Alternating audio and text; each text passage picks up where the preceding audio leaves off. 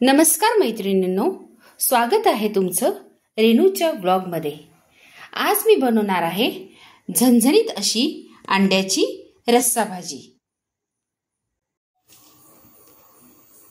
अंडा करी करता प्रथम मी वाटण काढून घेणार आहे। त्याकरता मी इथे 1 वाटी सुकं खोबरं थोड्याशा तेलात भाजून घेतलं आहे। 2 मोठे कांदे तेलामध्ये छान खरपूस भाजून घेतले आहेत। आलं आणि लसूण घेतलं आहे।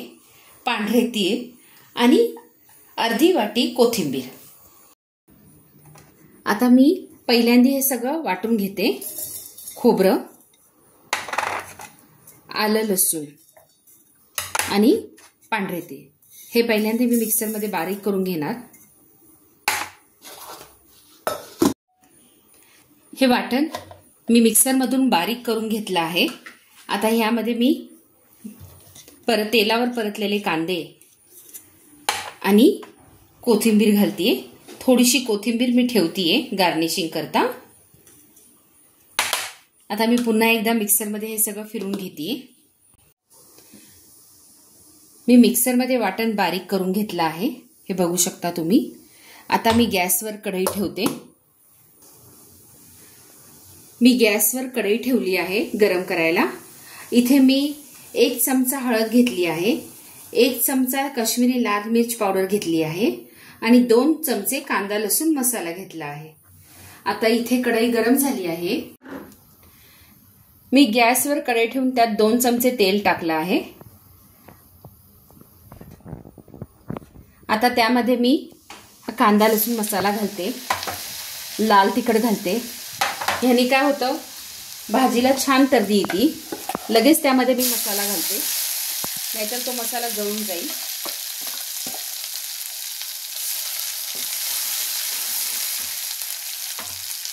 हळद घालतीये,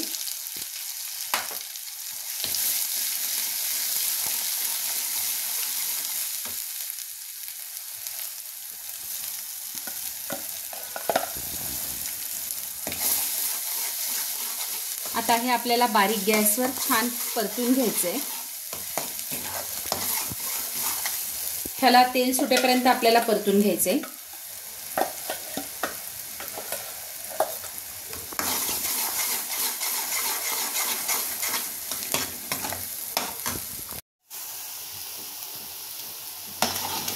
एकीकडे मी दुसऱ्या गॅसवर पाणी ठेवलंय भाजीत टाकण्याकरता गरम करायला। कधीही थंड पाणी टाकायचं नाही, भाजीची चव जाते। मी थोडीशी कोथिंबीर जी मगाशी ठेवली होती ती मी थोडी बारीक चिरून घेतेय ह्या मसाल्यामध्ये टाकण्याकरता, त्यामुळे छान चव येते अजून।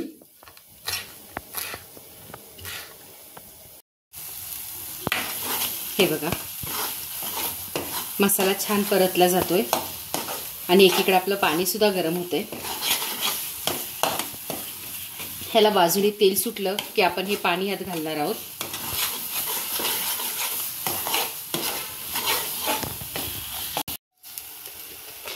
मी यात 1 चमचा मीठ घालतीये।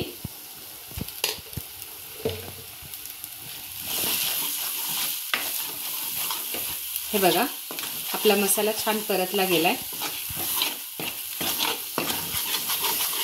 आता मी यामध्ये पाणी घालते।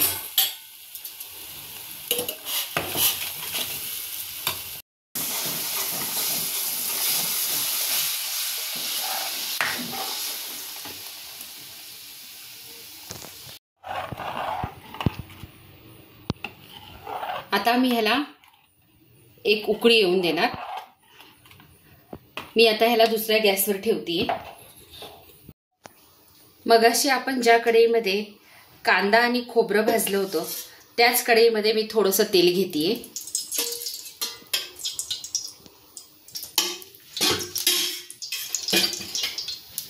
तेल तापलं की त्यामध्ये थोडंसं मी लाल तिखट घालतेय।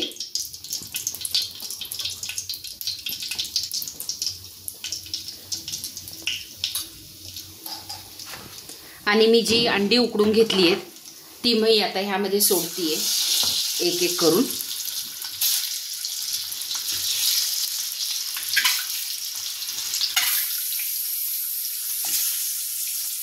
ती आपल्याला ह्या तेलावर परतून घ्यायची आहे.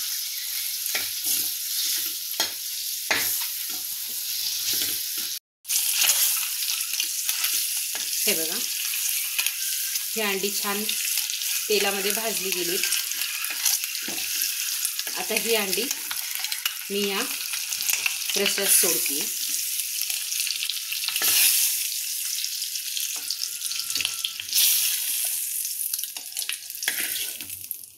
आणि इथे जो मसाला राहिलाय, मगाशी आपण ज्या मिक्सरच्या भांड्यात वाटण केलं होतं त्यात थोडंसं पाणी घालून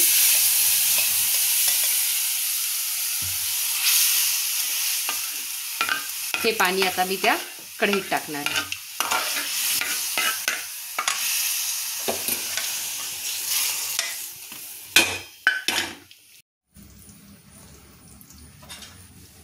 अशा पद्धतीने आपली अंडा करी तयार झाली आहे. तुम्हाला जसं पाहिजे तशी तुम्ही ठेवू शकता. जर तुम्हाला घट्ट पाहिजे असेल तर हा रस्सा आटवू शकता. आम्हाला थोडीशी पातळ आवडती, त्यामुळे मी हा रस्सा असाच ठेवणार आहे. आणि जर माझा आजचा व्हिडिओ तुम्हाला आवडला असेल तर कमेंट करायला विसरू नका. आणि हो, माझ्या व्हिडिओला लाईक, शेअर आणि सबस्क्राईब जरूर करा. धन्यवाद.